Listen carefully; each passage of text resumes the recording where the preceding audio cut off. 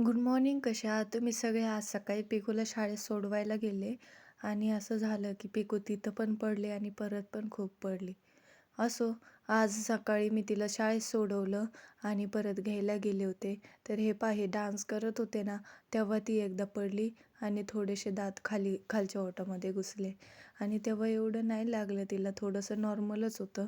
ती बोलली पण नाही मला लागलं वगैरे आणि मी पण जास्त काही लक्ष दिलं नाही. कारण की लक्ष दिलं ना, मग ती जास्त नाटक करायला चालू करतात लहान मुलं. त्याच्यामुळं मी जास्त काही तिला लक्ष दिलं नाही. पण मी पाहायचे, पण तिला जास्त त्याचं काही झालं नाही. आणि संध्याकाळी जेव्हा आम्ही स्टुडिओला जात असतो, तेव्हा ती तिथल्या पायरीपासून इतकं जोराची पडली आणि तिला खूप लागलं. इतके घाबरून गेलो आम्ही. तसंच तिला हॉस्पिटलमध्ये गेलो. हॉस्पिटलमध्ये दाखवलं.